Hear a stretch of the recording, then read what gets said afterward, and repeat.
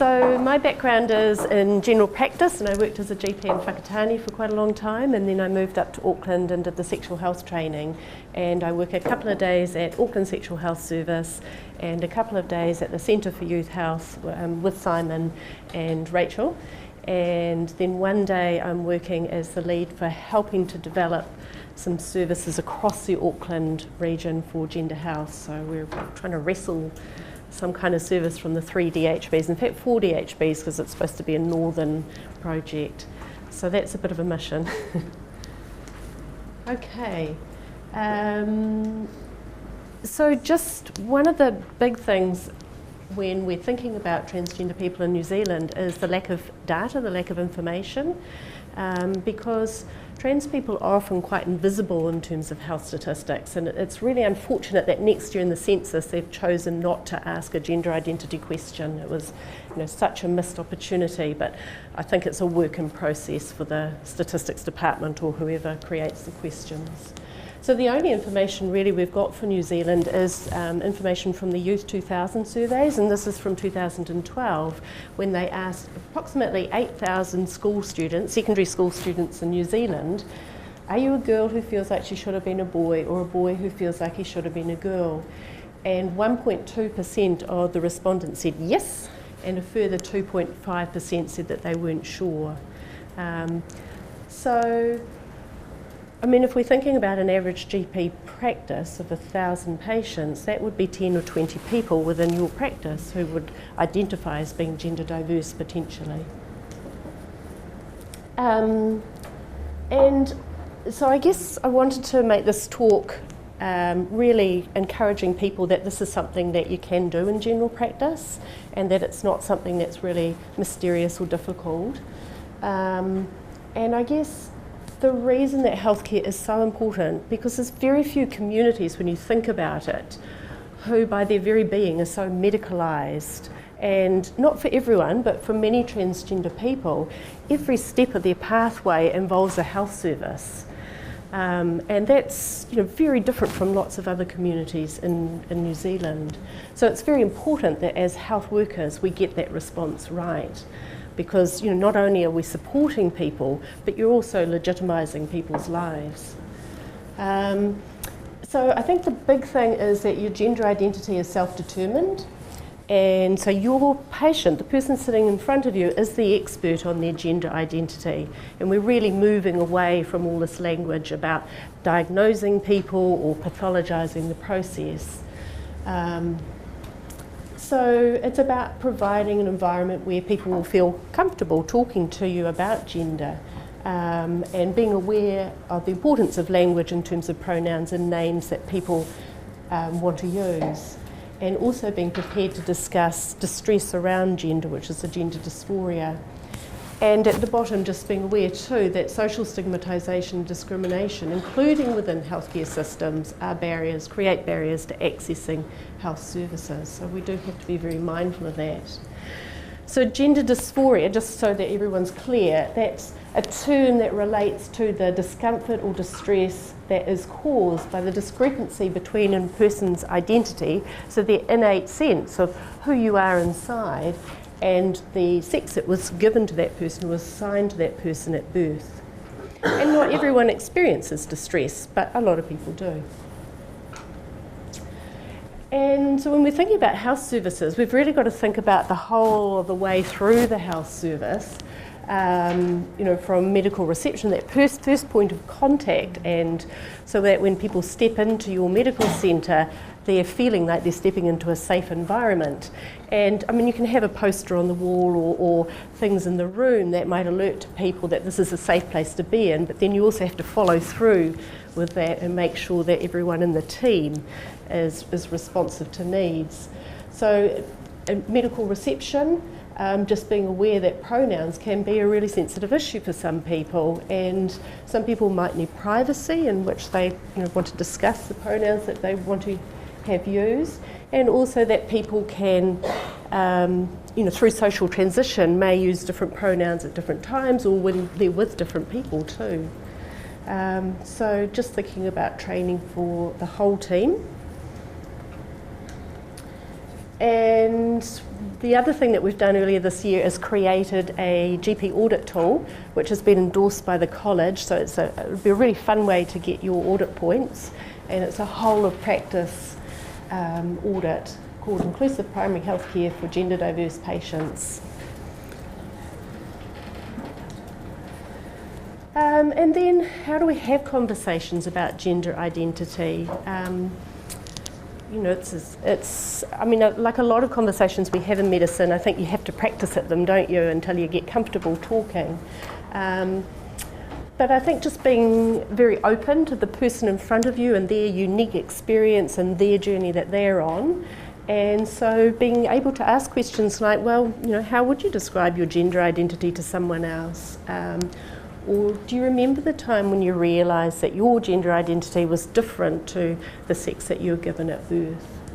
And really importantly, have you talked to anyone about this? So who's supporting you, or who do you think could be supportive in your journey? Because that's huge, you know, people aren't in isolation. And what steps have people taken already to feel comfortable with their gender? And then thinking about so a lot of this, you know, you can see fits perfectly with general practice in terms of supporting people. And then thinking about what goals or plans people have. What are people wanting? Are they wanting support through social transition and the work setting or education setting? Are they needing help with family? And often in general practice, you're in a very privileged position because you know the families and you can provide support for families. And families often need a lot of support. Certainly the medical side of it, reviewing physical, mental health problems that people might have so that they're not going to pose barriers to transition, and then thinking also about the hormonal treatments or surgery or psychological support that people might want. And I think the psychological support it's really important, and because we know that there's plenty of research out there that shows that people who are gender diverse experience higher rates of distress, whether that's anxiety or depression or suicidal ideation.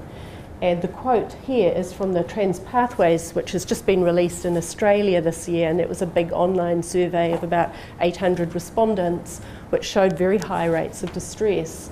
But then we have to unpick a little bit about what that distress is about, and this is a quote.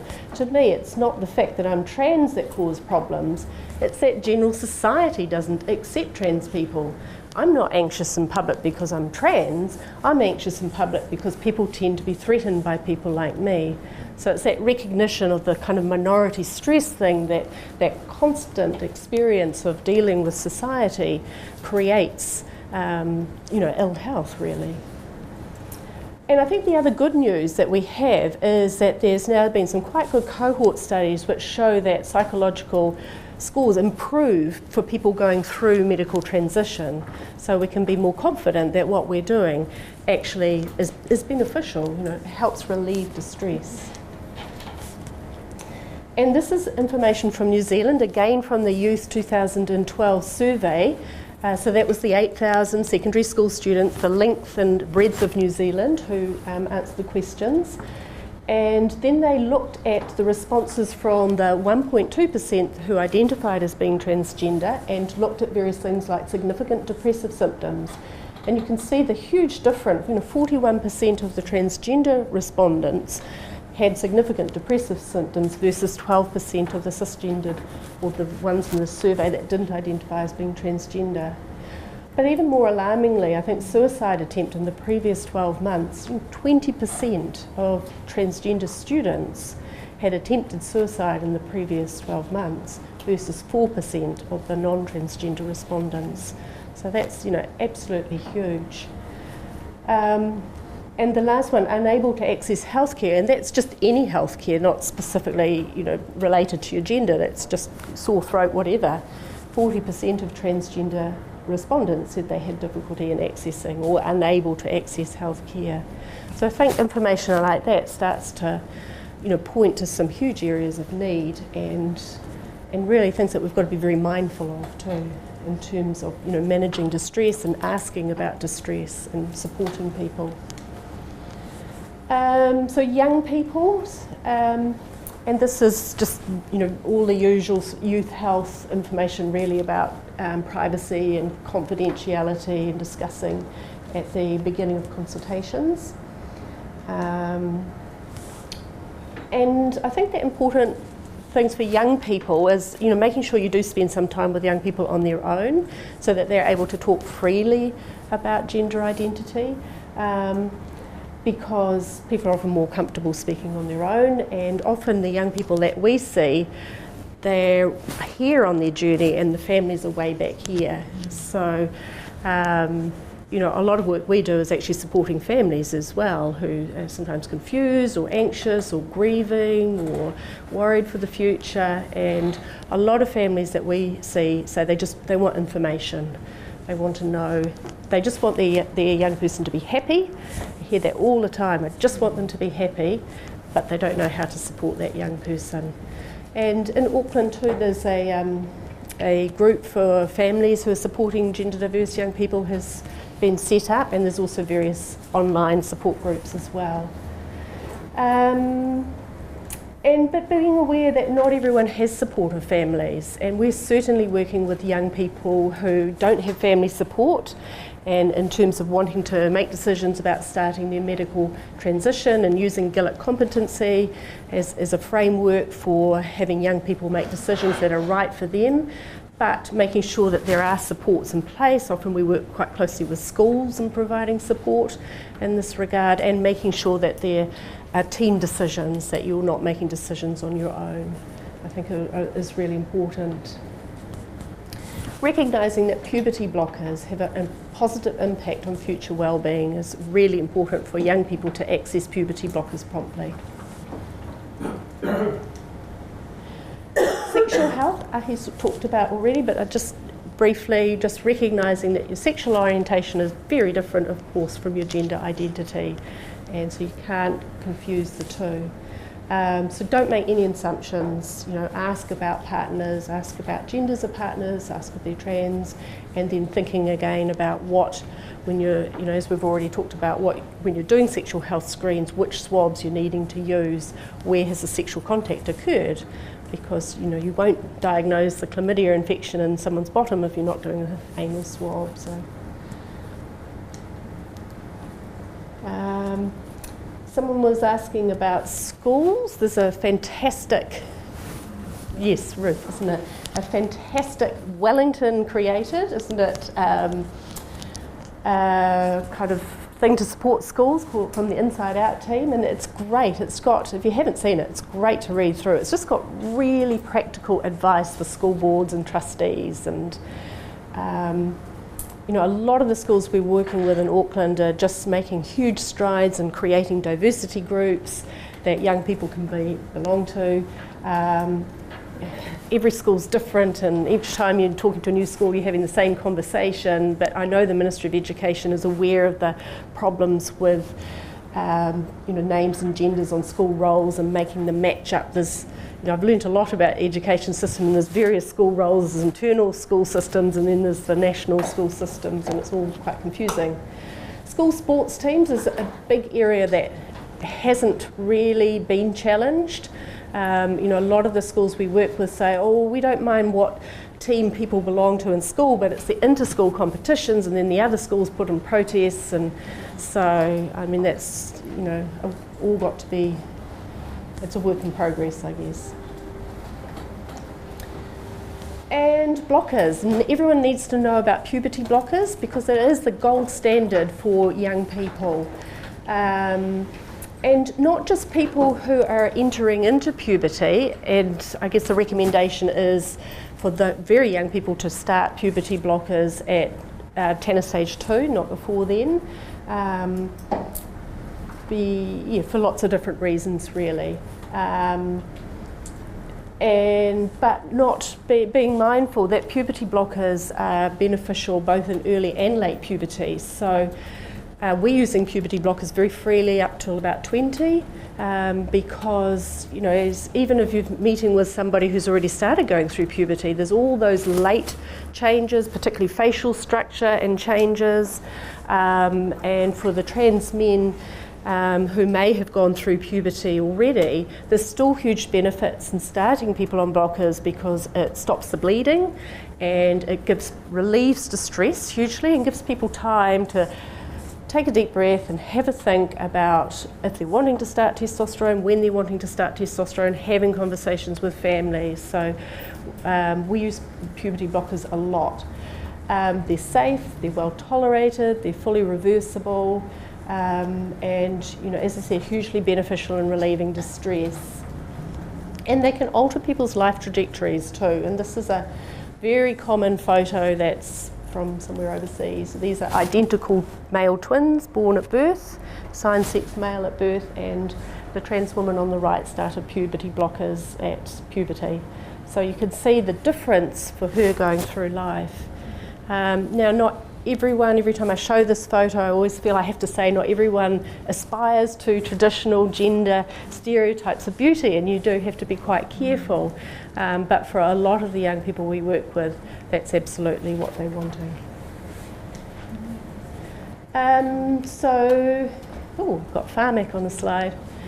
So last year PHARMAC did its usual review of a class of agents and the GnRH blockers, and they ascribed sole subsidy status to Zoladex, which of course is the implant with a large bore needle you put into someone's lower abdomen. So we put submissions through to PHARMAC to continue to subsidise Lucrin, which is an injection, so perhaps better tolerated for the younger people we're working with. And so we can now have access to fully subsidised Lucrin, provided you endorse the script that the patient is a child or adolescent and unable to tolerate administration of the goserelin. They haven't defined an upper age limit for adolescent, so which is convenient actually, because it gives us a little bit of flexibility in terms of if we're moving people onto oral anti-androgens or Zoladex. Just a brief mention about autistic spectrum, because this is something that we're seeing an awful lot in Auckland, and there's increasing research is showing that people who are on the autistic spectrum are well overrepresented in the gender diverse communities. And don't know why this is or what that's about, but general population background rate is about 1%, and it's up to about 10% in transgender communities. But that can create quite a lot of complexity, and particularly with some of the younger people that we're working with. And so there's lots of concern and worry in families who are worried about, this seems very sudden, it seems very recent, is it a fixation, is it something that's persisting? And then also young people just communicating with young people, and people saying things like, they think we aren't really transgender, we're just confused because of autism, but it's tough for us to put our personal sense of gender identity into words, but this doesn't mean that we don't have one. So things often take time, just teasing out with young people what people are wanting, how best to support them and families. So there is quite a lot of complexity in the area, and I think primary care does need to be supported, absolutely. And also older people too. Often older people have had lifetimes of being misgendered and the trauma that's associated with that. I think it's important, just as a practical point, to note that there's no upper age limit to starting hormones. I mean, we've had people at sexual health in their 60s and 70s who want to transition, and I think it's just a conversation with that person about the individual risks and benefits to that person, and making it as safe as you can. So just to explain a little bit about the services we've got in Auckland at the moment, which I know is not where most people are from, but just to give you an idea. At the moment we've got 2 regional services in Auckland. We've got the Centre for Youth Health, which sees all the children and young people, and then Auckland Sexual Health, which is the adult service, and they're both regional services with lots of clinics across Auckland. We both work in multidisciplinary teams, so we've got nurses, doctors, and particularly in the youth service, we've got social workers and youth workers, and we're about to appoint a psychologist as well. But prior to that, we've had very close links with the child and adolescent mental health teams, and we share clinics. And in terms of the adult services, we've got nurses, doctors, and psychotherapists and counsellor. So for both of those services, we do provide readiness for hormones and readiness for surgery assessments prior to getting started. And I guess that's about just making sure that people have had conversations with more than one person to make sure that they've thought of everything in their life, so that there are going to be no barriers going forward. So if people have thought about the work situation and the education and families and how this journey is going to look for them, you really want to make sure that people are well supported. So, I think we're definitely moving towards an informed consent model in New Zealand, but just recognising that it's not just signing a piece of paper. There's, a duty of care there, and it's really about having a series of conversations with people so that people feel well supported in the decisions that they're making. So it's about discussing goals and managing realistic expectations of what medical therapy will do. Being mindful of people's general health and doing blood tests and examinations and thinking about risk mitigation and capacity to consent. And yes, and being aware that, of course, it's very hard to get out of that binary mindset, isn't it? But increasingly we're meeting young people who say, I'm not a trans woman or a trans man, I'm gender fluid, I feel different on different days, or I'm gender queer, I feel like I'm partly male, partly female, and where I am on that moves. So it's just having those conversations with people around how they identify. But then, some young people I talk to and say, well, you might be somewhere in the middle or non-binary, and some people look at you like you're crazy and say, I'm 100% trans woman or trans man or female or male. So everyone's different. There's no real absolute contraindications, except perhaps if someone's got a hormone-sensitive cancer, and the rest are relative. So this information, actually I should say now, is all on the Auckland Regional Health Pathways, which are now live. So how in different DHBs around the country they're all localising the health pathways, or not all DHBs in New Zealand, but a lot are. So that's the original Canterbury pathways. So in Auckland, our gender diverse pathways are now live. So you can just Google Auckland Regional Health Pathways, and the login is connected, and then the password is healthcare. Yeah. Or in the drop-down menu on the side, it's under medical, and then we put it in two places, under sexual health and under endocrine. And we tried to make the pathways so that if you're in primary care, if you're in Wairoa and you're working with someone, that you've got access to some really kind of practical information. And also that there is some, clear direction of how to refer people to services within Auckland if you're wanting to refer and get some support. So when we're starting the process, we're always having talks about fertility preservation. That's really important, and you really want to be thinking about those decisions before you start your blockers or before you start your hormones. And of course there are many ways of creating families. For those who are taking estrogen, so feminising hormones, your testicular volume is greatly reduced, so that impacts on sperm motility and function. So we do routinely offer sperm freezing in Auckland, and that's part of the publicly funded service at Green Lane Clinical Centre, and so we get people to go along and store sperm. So that gives people options for the future if they're wanting to create families in the future.